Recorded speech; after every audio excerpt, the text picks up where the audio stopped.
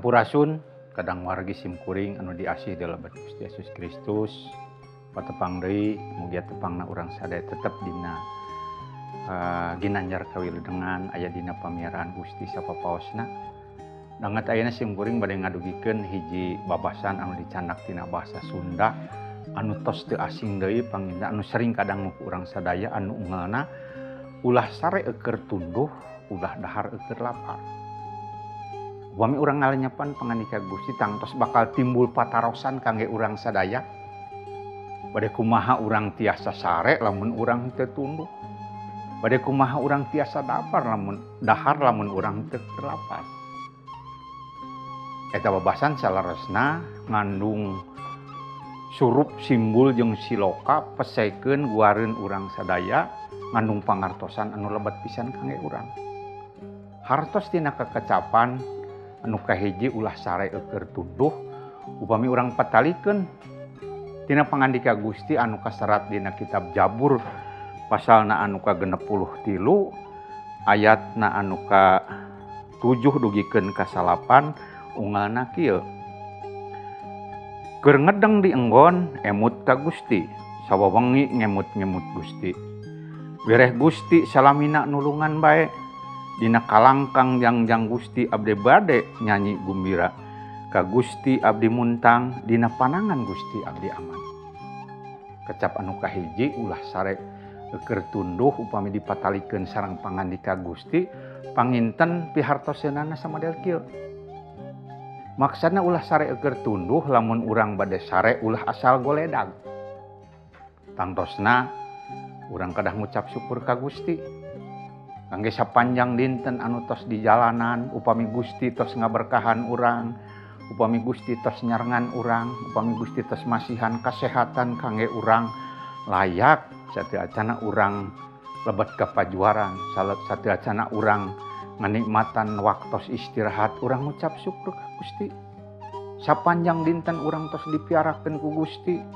Jadi layak urang ngucapkeun syukur ngahaturkeun nuhun kangge setiap berkah Gusti anu kaalaman anu karendapan dina sapanjang dinten anu tos di jalanan ku urang. Eta maksad kekecapan ulah sare eukeur tunduh. Anu kadua kecap ulah dahar eukeur lapar. Sami tadi tangtos jadi patarosan. Nya moal tiasa dahar upami urang teu lapar mah. Maksudna ulah dahar eukeur lapar teh panginten kieu. Warga nu pikasih ku Gusti upami urang bade dahar atanapi urang bade barang tuang ulah asal celebek. Anu kahiji tangtos urang kedah ngucap syukur ka Gusti kangge tedaeun leueuteun anu ku Gusti dipasihkeun kangge urang supados ditedak di leueutna janten kakuatan kasehatan kangge waruga badan urang masing-masing. Urang ngucap syukur kumari Gusti parantos masihan tuangeun anu cekap kangge urang. Geuning upami urang ningali di sabudeureun urang sadaya di luareun urang sadaya masih keneh seueur jalmi-jalmi anu teu acan mendak tuangeun, teu acan mendak leueuteun. Eta margina upami urang bade barang tuang saparantos urang ngucap syukur ngadoa nganuhunkeun ka Gusti ulah hilap. Bilih di sabudeureun urang sadaya aya tatanggi urang anu teu acan mendak tuangeun. Bilih urang emut ka jamaah aya anu teu acan mendak tuangeun. Sanes we mung urang ngadoakeun, tapi kedah prakna sareng urang masihan. Kumargi anu namina jalmi keur lapar, sanes meryogikeun doa, tapi meryogikeun dahareun saharita. Eta margina nalika urang bade barang tuang, urang kedah emut di sabudeureun urang sadaya seueur jalmi anu kakirangan. Seueur jamaah anu kakirangan, tatangga baraya urang anu kakirangan. Eta margina urang kedah emut ka wargi-wargi urang anu teu acan mendak tuangeun. Sapertos oge pangandika Gusti dina Yesaya 58 ayatna anu ka-7 ungeunna kieu. Sing daek mere kanu kalaparan, daek ngarapek semah miskin anu teu bogan imah, daek makean kanu rudin, daek ngabantu ka dulur atawa ka baraya. Pangandika Gusti jelas jentre ngajentekeun kangge urang sadaya. Jadi upami urang bade barang tuang emut di sabudeureun urang sadaya seueur jalmi anu marariskin nalika urang sacara dituangan leuteun diberkahan direjekian ku Gusti emut aya bagian anu sanes anu disisipkeun dina kahirupan urang. Aya fakir miskin anu kedah kurang diperhatoskeun anu kedah kurang dibantos. Eta margina kecap tadi anu nyebatkeun ulah dahar keur lapar teh maksudna kadinya. Jadi upami urang bade barang tuang emut nya rezeki tuangan anu dipasihkeun ku Gusti sanes mung kanggo sadirieun urang. Tapi aya bagian-bagian anu sanes anu kedah ku urang dipasihkeun ka anu sanes.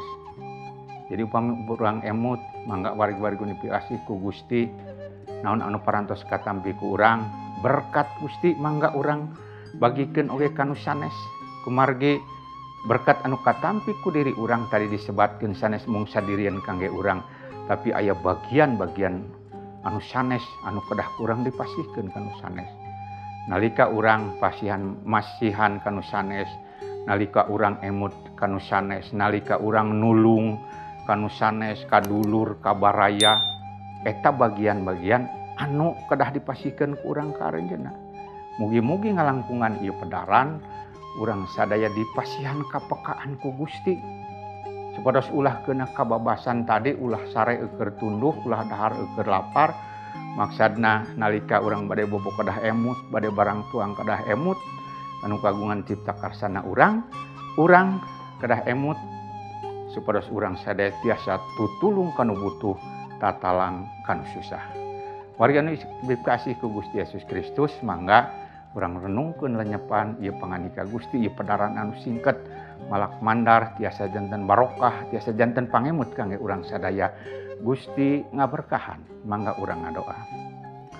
Nun Ama nu Maha Suci Maha Agung Maha Mulia Gusti anu sifat Rahman sareng Rahim, atur rebu nuhun Gusti ngalangkungan ieu pedaran anu singket ngalangkungan pangandika Gusti anu parantos kadangu ku abdi sadaya wios tiasa ngahudang rasa abdi sadaya sangkan kapekaan abdi sadaya kangge tutulung kanu butuh tatalang kanu susah leres nyata dina hirup abdi sadaya. Kumargi naon anu ku Gusti dipaparinkeun ka abdi sadaya sanes mung sakadar kangge sadirieun abdi, tapi oge aya bagian anu sanes anu ku Gusti dipasihkeun ngalangkungan panangan abdi sadaya.